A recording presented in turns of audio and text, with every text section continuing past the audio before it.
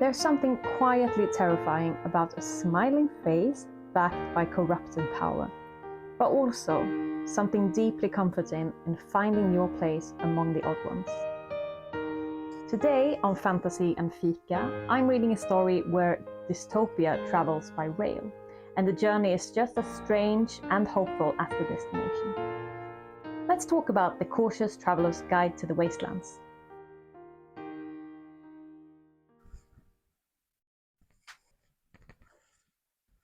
I wasn't actually sure I was going to film this today because I'm currently editing the train vlog about this book, but my husband made cake. This cake is gluten-free sponge cake with raspberry and whipped cream, chocolate bits, and this is the weird thing, I think, canned pears. And it was my husband's grandmother's 100th birthday yesterday, or she would be 100 if she would still be here. And this was her favorite cake, so let's try it. Let's just start with trying it.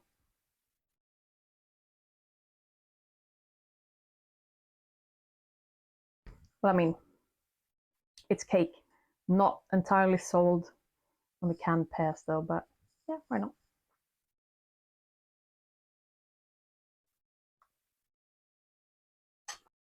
You know, cake is cake. I read this on a train, which is very fitting because it takes place on a train. But I really wanted to talk to you a little bit more about it because I really, really liked it. This train goes through the Greater Siberia, or as they would like to call it, the Wastelands, because it's basically Siberia, but there's been a lot of strange magical changes happening. So everything is very weird and magical out there, but not in a good way, like in a terrifying dystopian kind of way. We get to follow a few different characters. One is Wei Wei. She was actually born on the train, which means she doesn't really have a sense of home or a sense of belonging apart from the staff on the train, and she doesn't really have anything that is hers. And that's a crucial part of the book. We also follow Maria, whose dad worked on this train and made all the glass on the train. And the big mystery in this book, the last time they went on this train, something happened. Something happened in the Wastelands, and no one can remember what it was. So she's on there to find out. We also get to know a scientist called Henry Gray, and he's obsessed with the Wastelands. His career has not been very good lately, and he really wants to show the world what the wasteland is and make a big scientific breakthrough and be famous and get all his honor restored and stuff like that. It's a quite slow read to start with, but not in a bad way, more like in a poetic kind of way. The words are beautiful, the sentences are really beautifully written. I'm doing this in my second language, so I found it a little bit hard to get into the story because sometimes I got stuck with words I didn't know what they meant, but that's on me, that's not the book. Right in the middle of the book, something is revealed, and after that it goes a bit quicker. So in the end, it's like quite a page turner. The chapters are quite short. You feel so invested in these characters and you really feel for them. So you want to know what happens and what's going to happen with the train and what's up with the Wastelands anyway. Every time I say Wastelands, I think of that The Who song. Teenage Wasteland. Fika break.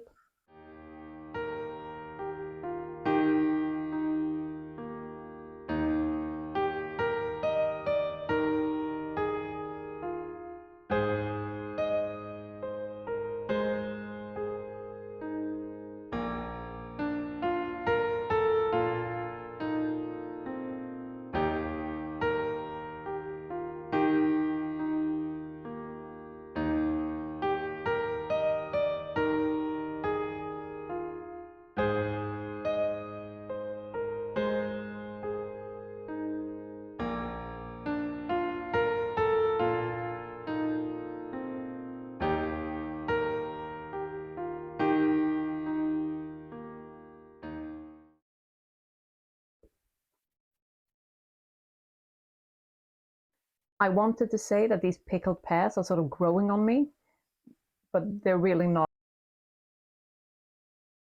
think this book is a very unique setting. I don't know of very many books that takes place on a train. So it's sort of steampunky dystopian, but it's also like cozy. It's kind of weird to say in a dystopian book, but you feel safe.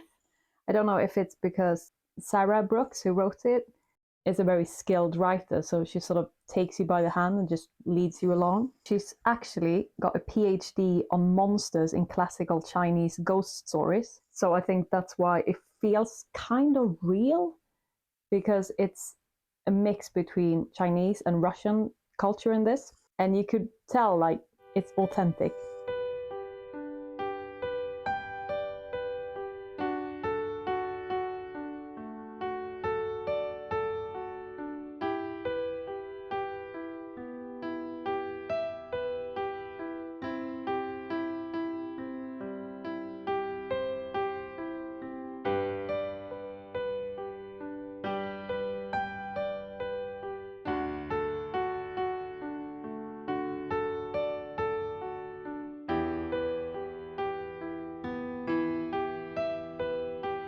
Another aspect of this book is power and corruption, because this train is run by a company and it's the only link between East and West. The company that runs this train are very rich, so it's all about money, and it's all about what you can make other people do for money. So the people from the company, they're all about polite smiles and everything is fine and you don't have to worry about anything. But is that really true? But the theme of this book that really affected me, that really made me feel like this was a great read, was the sense of belonging and coming home and being able to embrace the weirdness of the changes and not being scared of things that you don't understand, and to show people who you really are. And even though you're on a train, a sense of coming home. The world doesn't always fall apart with fire and fury. Sometimes it unravels in slow, quiet moments. When you do something for a new friend, or when you want to find out the truth, or when you let the train take you wherever it wants to go. But maybe that's also where we find the good stuff. The misfits who make us feel seen, the strange places that finally feel like home, and stories that remind us we don't have to be ordinary to belong.